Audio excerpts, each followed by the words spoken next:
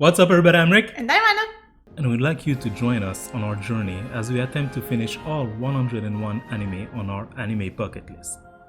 Today, we're reviewing the 5th anime we finished on that list, Hunter x Hunter 2011. Come have fun with us and don't forget to subscribe. Based on the manga series of the same name written by Yoshihiro Togashi, Hunter x Hunter is a shonen adventure anime.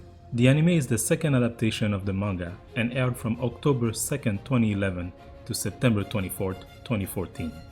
The series was animated by Madhouse and tells the story of Gon Freaks, a 12-year-old boy who aspires to become a hunter and wishes to find his father, who left him when he was younger. To become a hunter, he must pass the hunter exam. There, he meets and befriends 3 other applicants, Kurapika, Leorio, and Kirua. What follows is a series of challenges and adventures across a perilous world. The adaptation was met with near universal critical acclaim from critics and the public, and was even named one of the best anime of the 2010s by several websites including Polygon and Crunchyroll. It was also included in IGN's Best 25 Anime of All Time list. Anna, Yes, the time has finally come for us to review Hunter x Hunter. Hunter. A show that we've watched 148 episodes of, reacted to on this channel. You can see all those reactions. And caveat, a show that I had already seen before, but you hadn't. I hadn't, no. So we put it on the list mainly for me to see it. Before we start, right, just a little background on your history with Hunter x Hunter and with Togashi. Is there any history there? I mean, there is history with Togashi's work because his other well-known masterpiece of an anime adaptation of a manga, I guess, Yu Hakusho is in, I think, my top 5 favorite anime of all time. And I think it will stay there for a long time to come. I actually knew that Hunter x Hunter is also based on a manga written by the same author. So I had wanted to watch it for quite some time now. I mean, by the time we started watching it. But I never got around to do it. So yeah, now I did it. As for me, my history with this anime, I had already seen the 1999 version and the OVAs that followed it. And then I've read the manga and I'd also watched the 2011 version. But to be frank, I'd never finished the 2011 version of the anime. I think I stopped after the Chimera end, but I knew everything that was going to happen because I read the manga, of course. And now I've seen every episode of the 2011 anime as well. So, I mean, you can probably guess by how much I've consumed this in different form that, I like Hunter x Hunter, but we'll get into more details right now.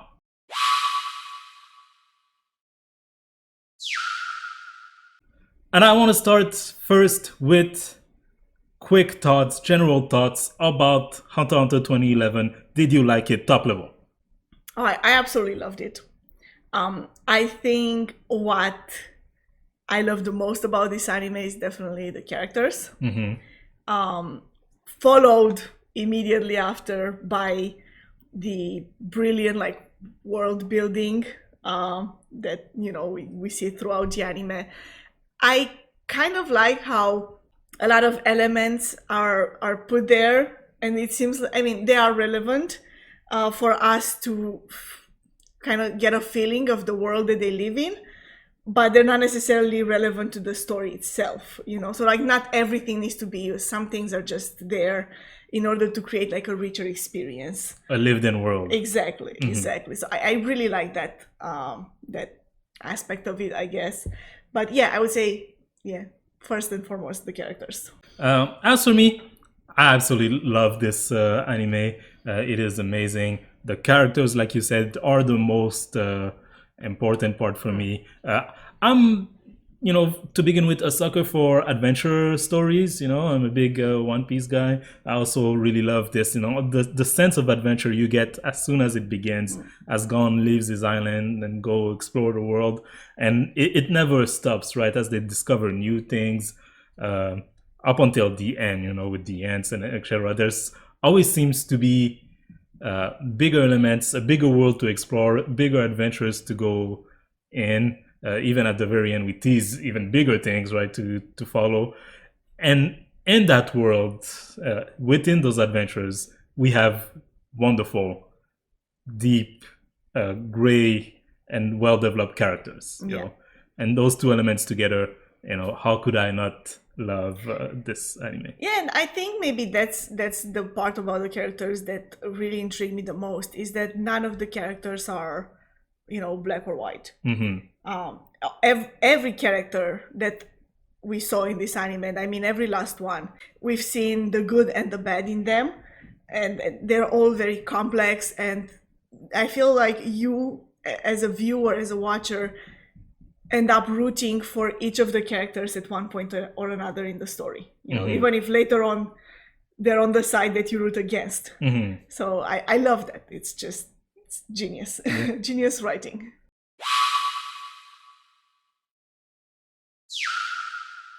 So we've touched a little bit on the world that this anime is built in. Like I want to go a bit deeper into it.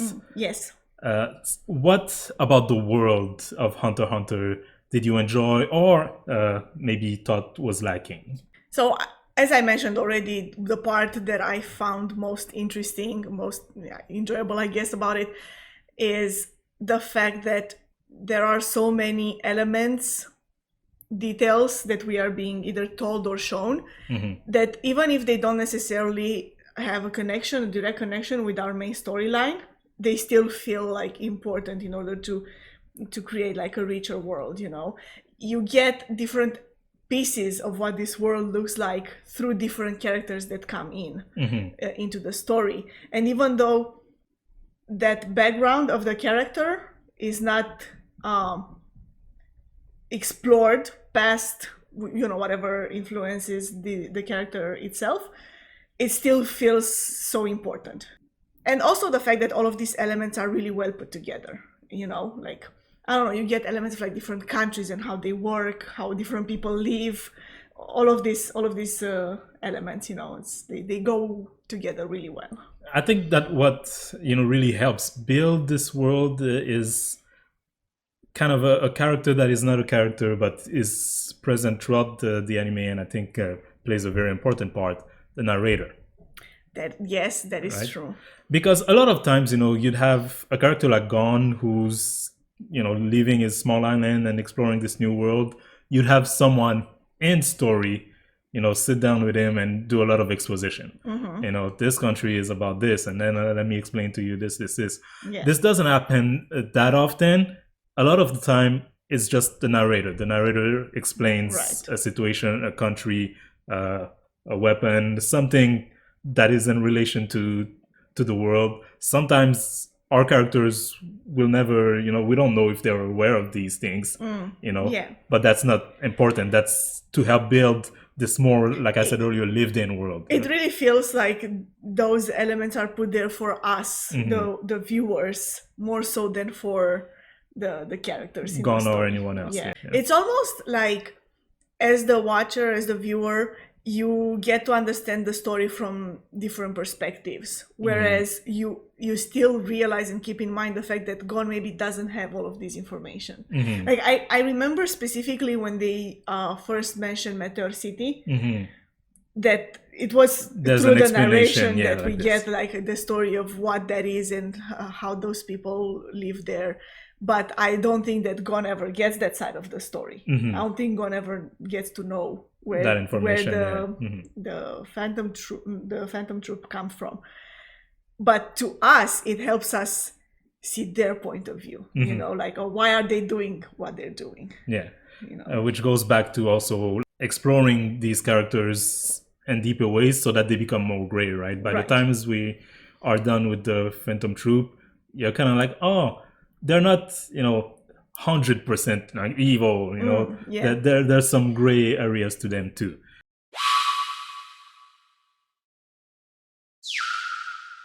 Of course, Hunter x Hunter is an anime, Anna, so I want to take a minute here to talk about the animation. Right. Did you think this was a great animated anime? Okay, here's the thing. I don't think that the animation necessarily is trying to push the boundaries of anything, even like for 2011. It's, I would say, maybe quite simple, but I feel like it fits so much with the tone of the anime, Like when I think of the beginning of how it starts, this little kid who lives on his small island somewhere, you don't need the animation to take over.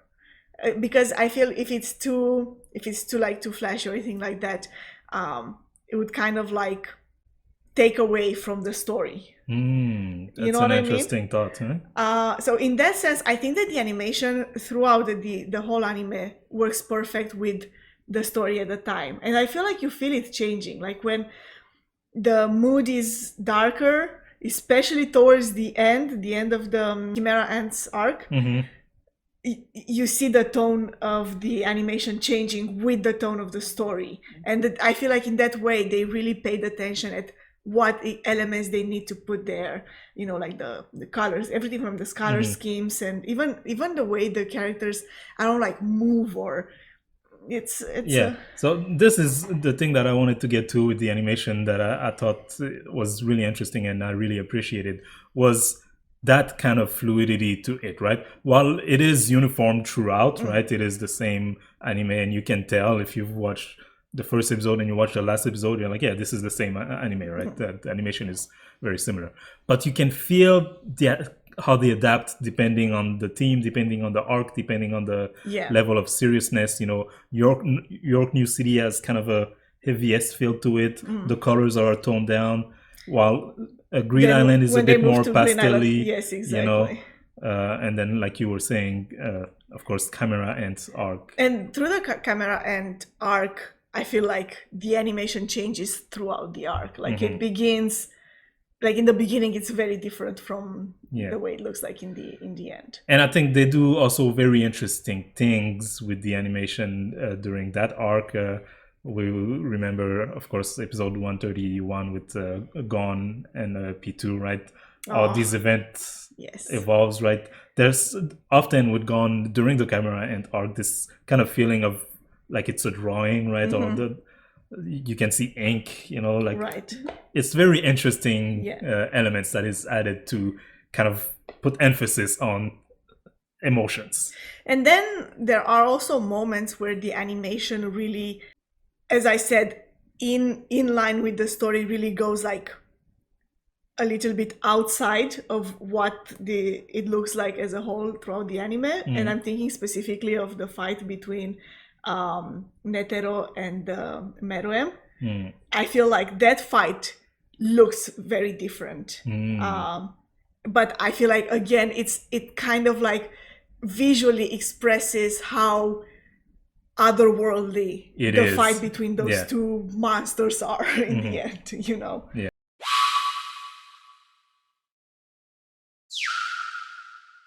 Now I want us to go a bit deeper into the plot and kind of, reminisce arc by arc what the events were, what we thought about them, Warning, of course, we're going to be getting into like deep spoilers for each of these arcs. We're not going to hold back anything. Starting with the Hunter Exam arc.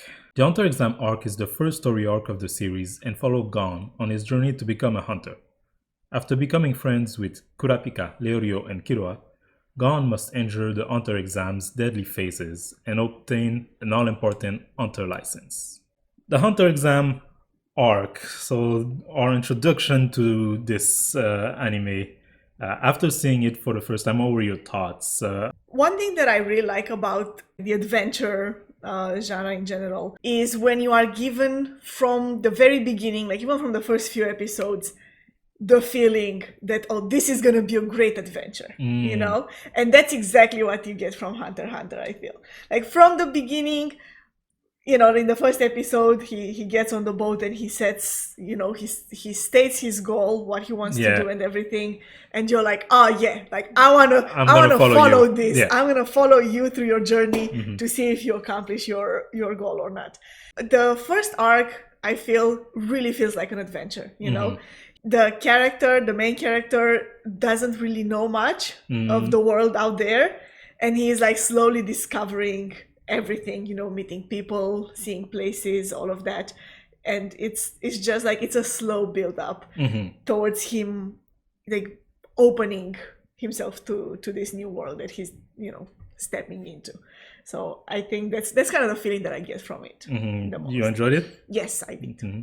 I really like that arc too. You know, I think some of the, you know, exams phases are not all equal. You know, I think of the second exam is not necessarily my favorite episodes, are not those. But then we get into like the phases where they have to, you know, take each other's you know, tag. Yeah. Like that is so interesting. That is so engaging. And the introduction of, you know, what will become known as Illumi, but at the time we only knew as Hisoka as kind of ally. Right. But also seeing Hisoka in the wild for the first time. Well, we saw him earlier in the exam, but like here, really like hunting praise. We get more about what his character is about. So to me, that really was one of the first kind of realization of like all these other elements in the world, all these other people that will become, you know, kind of mainstay throughout the story. I think what's interesting also about this arc is that it sets from the beginning some sort of a level that you understand must be attained, you know, and that's done through characters like Hisoka and Illumi. But especially Hisoka in the beginning, right? It's like you understand from the beginning that there are people out there who are this strong, you know? And I don't even know that Hisoka is necessarily the strongest. He's not the strongest by the end of the story. We are introduced to other characters that are, you know, even above him. But he's already like so high up there. And then we see our main character gone, and even like his friends too, you know. It feels like they have so much growth to do. Yeah, and even by the end of the story, you're saying we're introduced to stronger characters. Yes, but by the end of the story, you know, it can be argued still that Hisoka is stronger than our main characters. You know, so like that gap is they haven't closed that gap completely. Yeah, you know. Excluding, of course, that freak moment with Gon. You know? What I really like about this arc also is the final part of the exam, the tournament, is the first time where you're really shown how much this anime will, time and time again, subvert your expectation. They set up this tournament and you just sit there thinking, oh, let's go. We're going into a tournament, right? Tournament arc, classic anime. Yeah. Well, we're going to get each of these fights, and then at the end, Gon will fight, you know?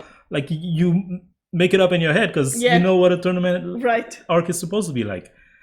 Next episode, Gon wakes up, it's over. We're going to tell you in a flashback what happened. It's good, and here's the thing, you know, you say they set it up from the beginning, the fact that this anime like subverts expectations every time it gets the chance.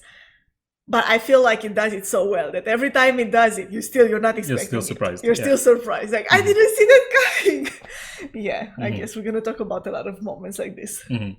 But the Hunter exam arc doesn't end there. Following the exam, Gon, Kurapika, and Leorio journey to Kukuru Mountain to rescue Killua from his family of eccentric assassins.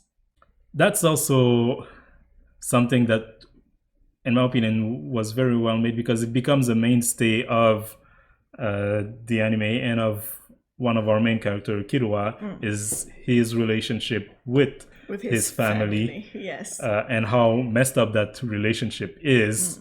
And here we're kind of shown, you know, firsthand. Like, I thought when we were first introduced to this that was it. That about his family, everything that you need to know about his family was in that storyline, you know. But you know, we mentioned before that all the characters in this anime are very complex, right? And nobody's all good or all bad. But I feel like if there's one thing to be said about this whole arc, both parts of it, right, the Hunter exam and then the story with the Killua's family, is that you don't see it as much here. It kind of feels in this first arc like it's established oh, these are the good guys and these are the bad guys. Yeah, this assassin family, they're Yeah. evil.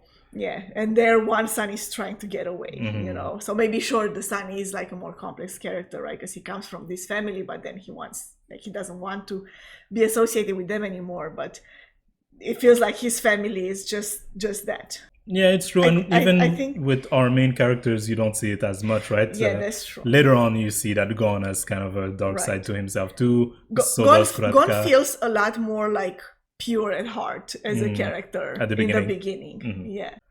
But all in all, it's an arc that I really enjoyed, and I think you did too. I did, yes. What follows was the Heaven's Arena arc. In the Heaven's Arena arc, Gon and Killua journeyed to Heaven's Arena to train and make money. In addition to encountering Hisoka, with whom Gon has a rematch, the two meet a man named Wing, who agrees to teach them something called Nen. Big focus on Nen during this arc, and that's always something that I'm curious with first-time watcher because I'd already seen it. But like as you were watching this and they were explaining Nen and re-explaining because the first time he didn't explain the real thing, and then as they watch the fights of the Heaven's Arena, they explain more things and introduce more elements. Did at some point, like, did it cross your mind that like this is too much? No, not really. I wouldn't say so. I feel like the existence of some kind of source of energy, power, something like this is a common element. But I didn't mean the existence of it. I meant the level of explanation and the level of like different elements added to it, and all very quickly. You know. To be fair, I never could really follow it completely. Yeah. Like there were always things that got away from me, but as they were explaining it, it made sense. It's not like it didn't make sense. It's true that there were a lot of elements that, unless they were important in the moment, I wasn't thinking about them. Like they were, I couldn't explain to you how exactly Nen works in this. Right now, if I would ask you, I wouldn't know. But I didn't think it was too much. I think it was well constructed, you know, so it worked. I do feel like they could have spaced out the explanation a little bit so that you would be able to,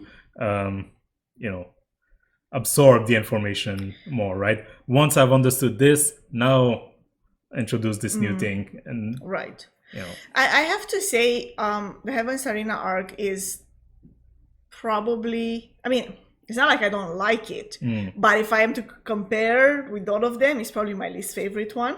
Because what you mentioned right now about like the explanations of Nen and the introduction of Nen and everything, I kind of got that feeling for the whole arc. Like I feel like they rushed through it a little bit. I feel like they could have put more things there, you know. It feels like there were elements that could have been developed more.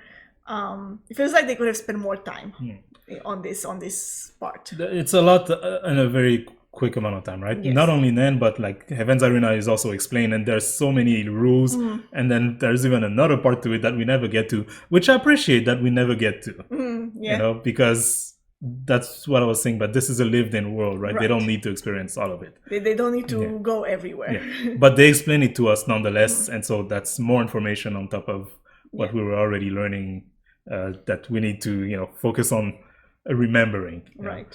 But some might say that it's not really necessary for you to remember every rules of Heaven's Arena to understand and enjoy what's happening. Yeah, that's Same true. with Nen. And I'm not saying that they needed to explore everything. I'm just saying of the things that we were shown, I feel like they could have been developed a little bit more. A big part of the arc, though, was, of course, Gon's rematch with Hisoka. That was such a good fight. So good. And this is also a moment where we continue to develop Hisoka's character. We see him, by himself. We learn about his affiliation with the Phantom Troop. We start seeing him do even more of his questionable reactions to Gon and to other things around him. Oh my god. Yeah. But I think this is probably a perfect moment to ask you, what do you think of Hisoka as a character, or a good old magician? Oh, is this the best moment? Because I feel still at this point, we still mainly see one side of him. Oh, is that at so? this point in the story. Yeah. So you think York knew? Yeah, that's when he really becomes even more. I mean, I like Hisoka from the beginning, but as like an antagonist, right? As the bad guy, as the evil guy in the story or something. It's in York New that you really start getting more of his like complexity, I guess, his other Sides. sides. Well, let's get to York New then. Yeah. The York New City arc focuses on Kurapika's involvement in the mafia as he aims to retrieve the stolen Scarlet Eyes of his clan. Taking place mostly in York New City itself, Kurapika's mission eventually becomes intertwined with the killers of his clan and the target of his vengeance, the infamous Phantom Troop. I think that York New is such a great arc because this is the first time when we really understand how like there are really no bad characters, you know, because it's in York New I feel that both Hisoka and Kirua's family, yes, especially his father and grandfather, are put in a position where you're like, I kind of root for you now, you know, and that's what I was saying. Like every character is at some point in a position in a fight where you root for them. Yeah. And that's the first time I feel when we really realize, or when I really realized that, oh, these guys, they're not really the bad guys. They're just sometimes on the other side. Exactly. Yeah. And I think that it is especially made clear through one element of the storytelling, which is perception. A lot of the arc is through the perception and through the eyes of the Phantom Troop themselves. We spend a lot of times in their lair as they're discussing things, how Kurapika's actions affect them, right? In their eyes, Kurapika is the antagonist. Right. And we see that through their point of view. And that's when you realize, and Gon mentions it, and it's mentioned several times, right? They care about each other deeply, right? And so you can't just paint them in one brush as this evil group with no feelings, right? And I feel like you especially get it at the end, you know? Like the way the arc is concluded, the way the story is concluded, makes you realize, like, even amongst them, because throughout the story, sure, you get the story from their perspective and you kind of understand it, at least at some levels, right? But you still don't really want them to have it their way, right? Until the very end, when you realize, like, oh, but even amongst them, like they're different people and they have different reasons of their own and different feelings and emotions. And I think it's so well done, you know, with the Phantom Troop, but also, like I was mentioning, with the Zoldyck family and with Hisoka too. And with Hisoka, that's when we learn one of his main motivation, right, which is to fight Krollo. That's why he's passing as a member of the troop, and even associating himself with Kurapika, which is not the last time Hisoka will ally himself with, you know, our main characters. Right. This arc, I love it. It is my second favorite arc in the anime, and yeah, I would say so too. And it's not through any fault of its own. It's just because the number one is the number one, you know. But to me, like, York New City is so good. It's nearly perfect as an arc. Like I have very little to say about it that would be negative. I can't even think of anything actually. Yeah. The next arc is Greed Island. In the Greed Island arc, Gon and Killua journey through the deadly video game Greed Island as the former continues to search for his father. The two meet another Nen teacher, Bisky, and discover that a sinister trio is killing other players during their quest to clear the game. So to me, this is kind of a bit of a turn, right? As I was saying, York New is number 2, but, you know, through no fault of its own, I have a hard time finding faults in it. Greed Island, in my opinion, you were saying, like, Evans Arena is your lowest rank. Greed Island would be my lowest ranked arc. Yes. I feel like a lot of what makes this anime is the characters in anime, but also the viewers' relationship with the antagonists. The antagonists in Grid Island, I do not care for. I was just gonna say that.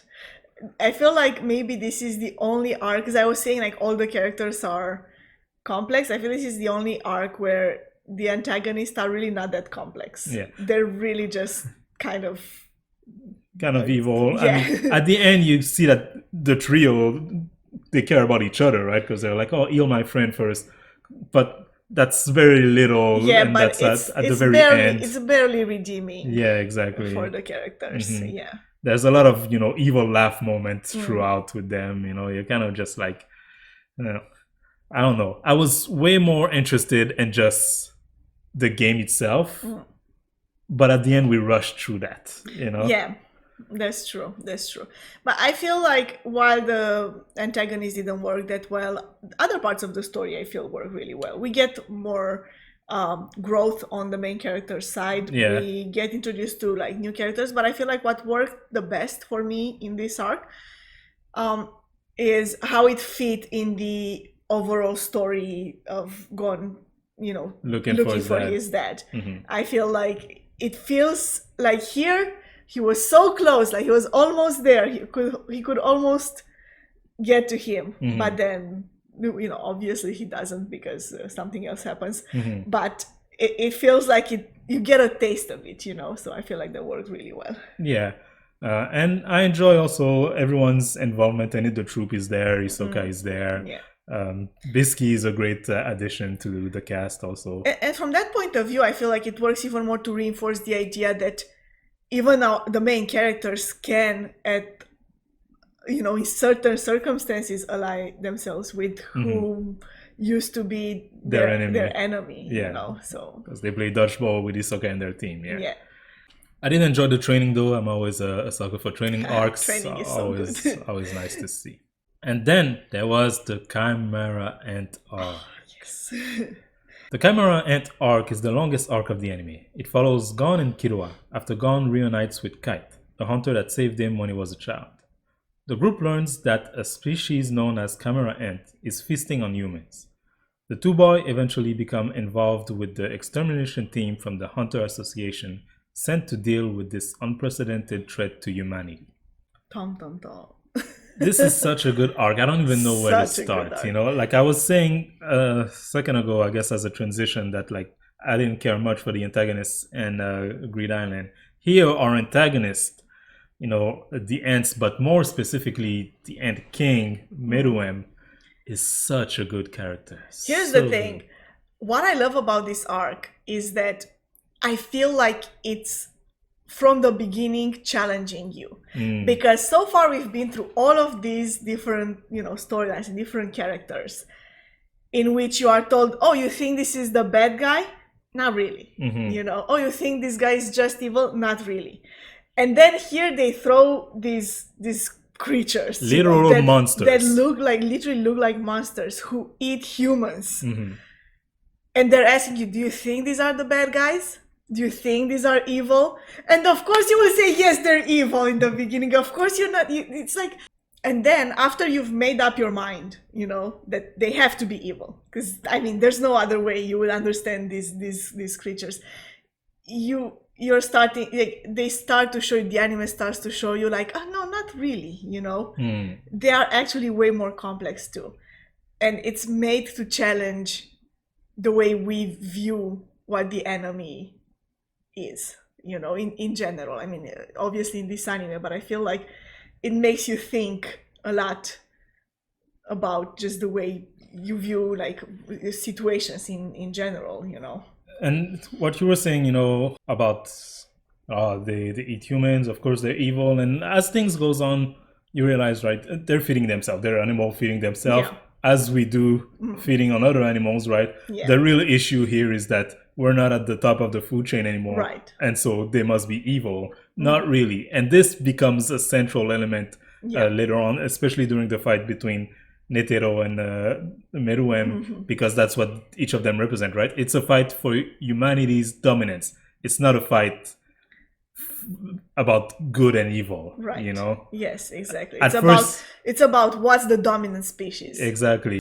At first, you think it's about good and evil, but the arc makes you realize as things goes on that it's not, right? And as the ants become more and more human, you're also seeing the humans as more and more monsters, Right. right? Yes. Not only Gon, who literally has a transformation and then proceeds to beat to a pulp an ant, but also a character that you thought was just an innocent old man, right? Netero. I mean, would you have said he's innocent? I would have thought, I was sure that he's like the moral authority in their world. I was sure that this guy, this old man, he must have, like the life experience and the everything else that comes with it, and with his position, that he sees things clearly. When really you realize that up until his final moments, he didn't. And not only he didn't, it's not that he didn't see things clearly. Maybe he did see things clearly, but he acted in the interest of humanity, exactly. regardless of, again, what could have been considered right or wrong, right? They didn't leave the ants a choice or the time to, try to consider humans as, friends or cohabitation partners or whatever, right? Yeah. They decided that they must all be exterminated. They sent Netero to do it, and he was doing the job that he was sent to do. And even if he questioned it, he still did it. Yeah, and he said, right, when the fight started, I better not listen to you because you're gonna make me, waver. I'm just here to kill you. Right. Yeah. That's very interesting. I love that part. I loved it, and I loved how much, I don't know, even like just as a viewer, you realize like you want Netero to win. Because sure, he represents humanity. I mean, we're humans. Yeah, exactly. Yeah. But at the same time, you're like, but you're not doing the best thing. Like, sure, he won in the end, but by what means? Yeah, through a bomb, and then they explain the bomb and how it's like the most inhuman weapon, right? Yeah. Again, through that theme of like humans are portrayed more and more like monsters, and the monsters are portrayed more and more like human. How does Meruem ends his days, ends his life, with the person he loved, holding her hand? Yeah. Like, is there something more endearing than that, right? You don't see him as a monster at all anymore. So it's very curious, right? While the last scene you see of Netero is of this like floating evil head. Exactly. I feel like while in the end Netero gave in to his darker side in order to eventually win the fight, in his last moment Meruem embraced all of his humanity, everything that was human within him, like with the feelings and the emotions and everything. And I think that's an interesting, it kind of makes you wonder like who won in the end between the two of them. And it's not, and what's interesting is we're talking about it now, and it's not about who was right and who was wrong, right? It's just about the framing. Yeah. You enter the arc thinking this is a fight against monster, this is a fight of good versus evil, and they're evil because they're eating people. Yeah. They're eating children, that's how it starts. Yeah. And as it goes on, you realize it's not about good and evil. It's just two species fighting for dominance. Right. And it's so good.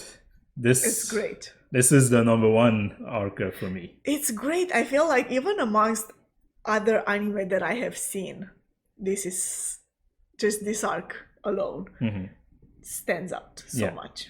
And this is not to mention also the deep, character moments for Gon through, the kite events, but also for Kirua, because throughout the arc, at some point he's thinking, I have to leave Gon, and then he frees himself of Yulumi. All these moments up and end this arc. Yeah. It's so good. Some of the best character moments happen in this arc.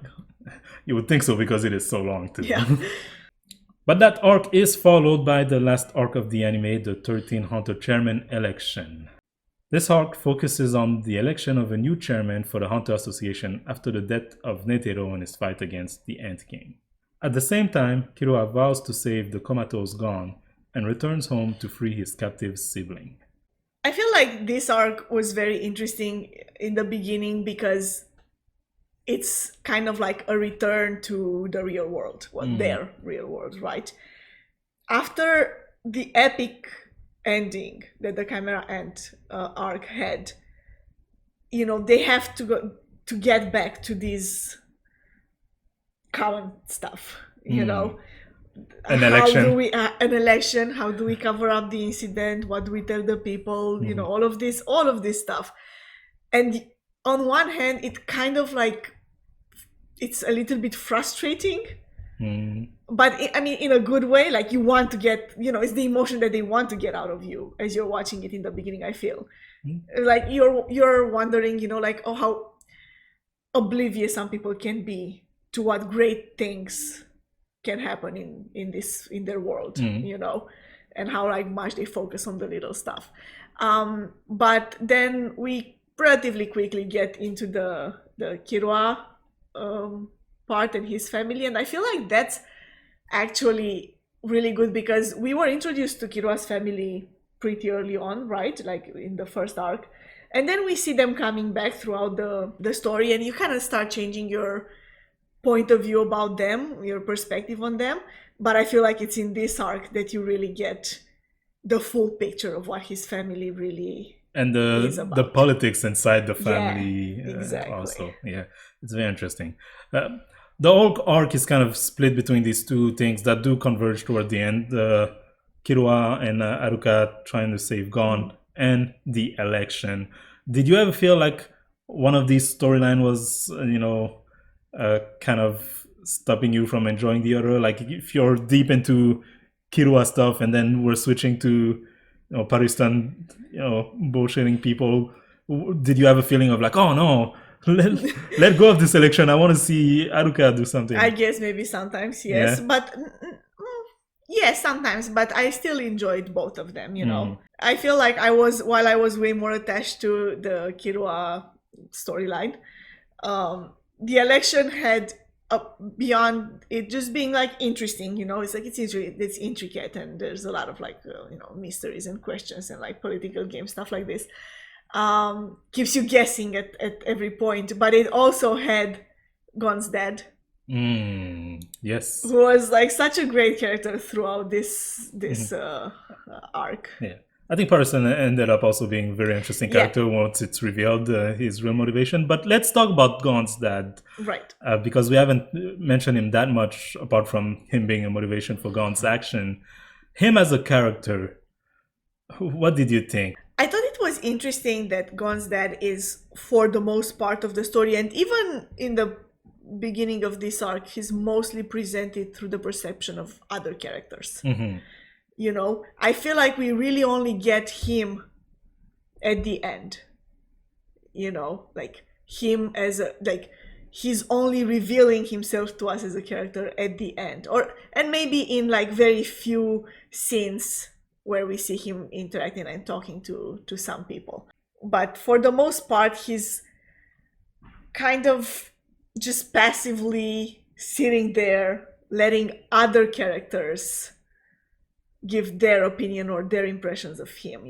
It feels like everybody is kind of like talking to him, and but he's just like, what about you though? Because you're experiencing him for himself, right, in this arc, right? He's there, he's saying his own words, he's making his own actions.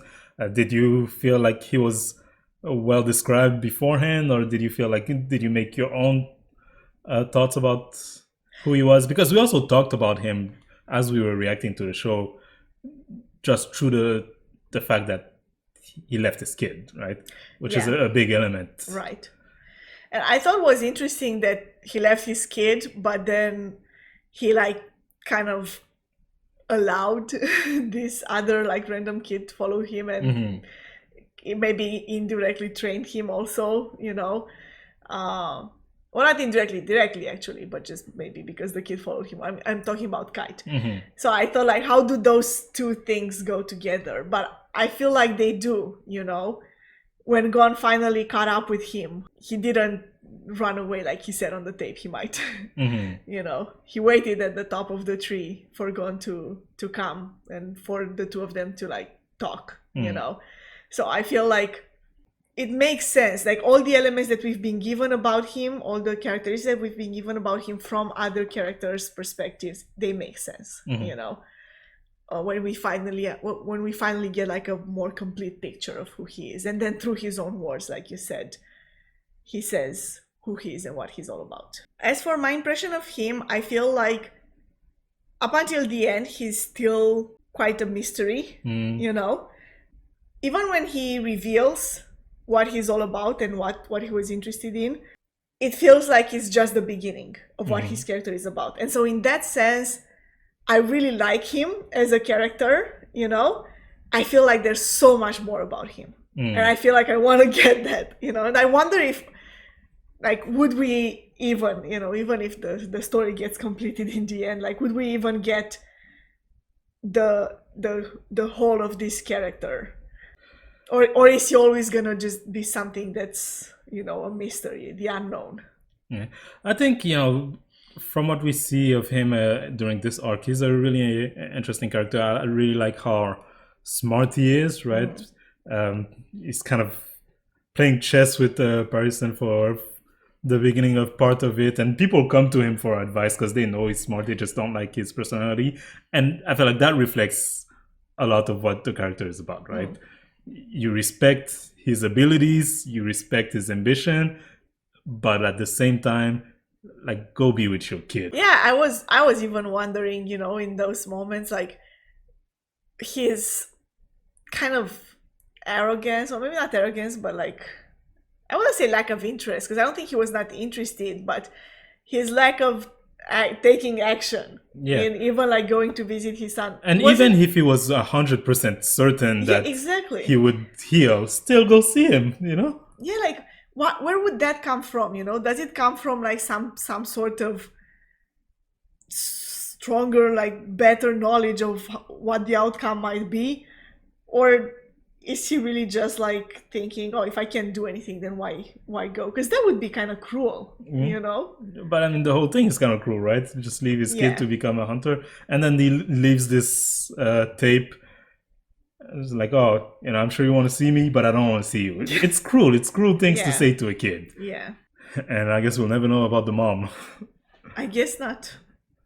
Well, that was the last arc of the anime, and that was it for the plot. Anna, before we get into some of you guys' thoughts on this anime, I asked you for some of your comments, and you delivered. Thank you very much. I want to, you know, shoot at you like 3, you know, round robin question. Quickly, you answer right away. You know, without thinking. Go. Okay. Favorite character? Killua. Also Killua. Favorite arc? The Chimera arc. Chimera Ant also. Chimera Ant arc, right. Yeah. Favorite fight? That's a tough one. I'm gonna go first. Meruem versus Netero. Yes. Yeah. Definitely. So as I was saying, I asked you guys what were some of your thoughts about Hunter x Hunter, and gathered some of these comments right here. Let's take a look at them, shall we?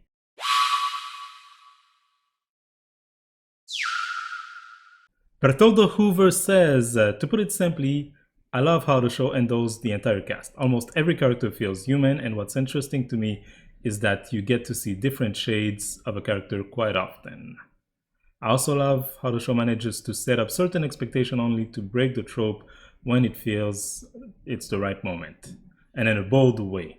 Yeah, those are both the elements that we've mentioned. Totally agree. Yeah. With both of these. I feel like some of the best characteristics of this anime as a whole. Yeah.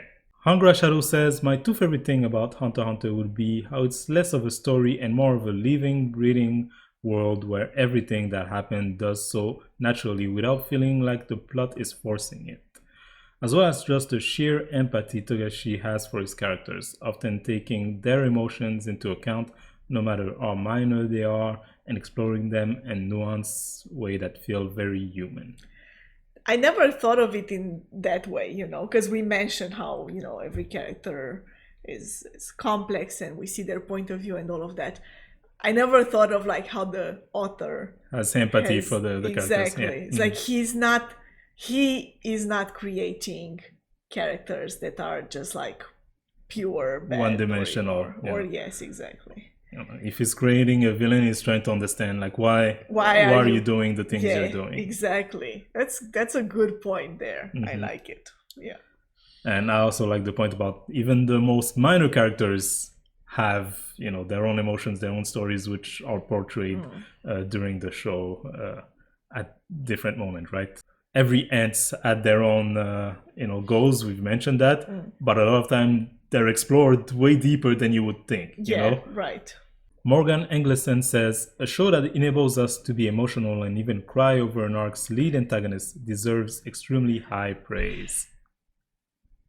I was just trying to think like how many times did I cry while watching this anime. Yeah, I agree with that too. Definitely. If you want to see how many times I cried, you can reactions look are there. The reactions. Registered Alien says the combination of storytelling and character development is what makes Hunter x Hunter a great work of art. The whole show is a gray blur, and it's up to the viewer to decide where to draw the line. There were a couple of moments when I had to ask myself who is in the right and who is in the wrong, and I love that. Also, something that I don't hear often is how the music and original soundtrack is so amazing for this anime. Anytime I listen to the OST, it brings back the memories and emotion I felt when I watched it. Hunter x Hunter truly feels unique. We didn't mention the music much, but it is great, right? I feel like, just like Registered Alien said, it works so well. Like the music just like works so well with the every scene. Like at least the the deeper emotional scenes, it kind of stands out. Yeah. I also like the fact that they use the same song for opening. For the opening, yeah, like that's an interesting choice. I've never seen it before, but it's really good. It works. It works, yeah. Ulysses Bunnigan said, Hunter x Hunter has the potential to be the greatest anime created and can tap to Full Metal Alchemist Brotherhood level. It's just sad that we might never see it progress at all. Are you sad that, we might not get more? Here's the thing, because one of the best elements of this anime is the world as a whole, the world building, the world creation and everything. It feels like so many stories could be told in this world. Left to be told. So many. Like I feel also because the main characters, and I'm thinking here specifically of Gon and Killua, are so young. It feels like they have so much more like space to grow. Exactly. It could go on for so long. But at the same time, I realized that it's not necessary. Like I feel like even if I know that the story continues and it's not finished yet, but there's it continues more of in the manga, but then the manga also stops. Right.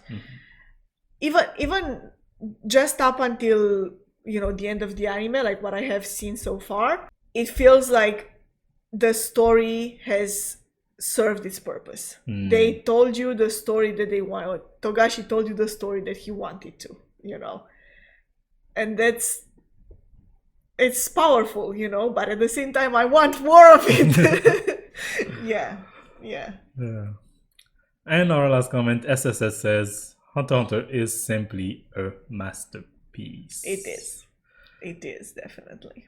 So I guess this is a good segue to go into our final thoughts before we, of course, rate and rank the anime.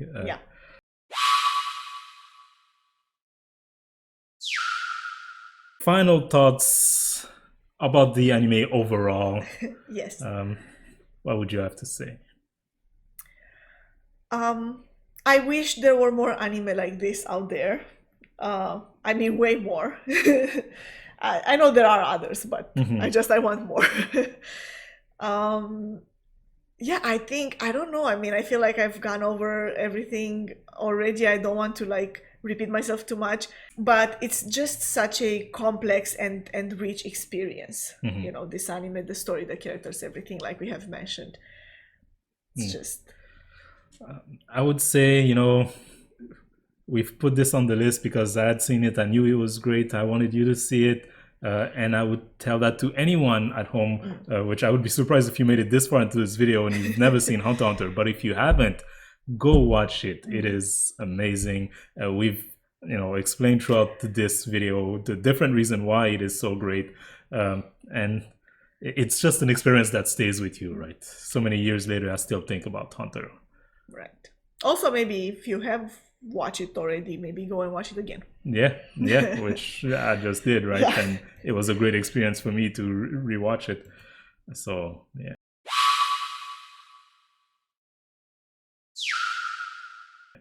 Anna? Yes.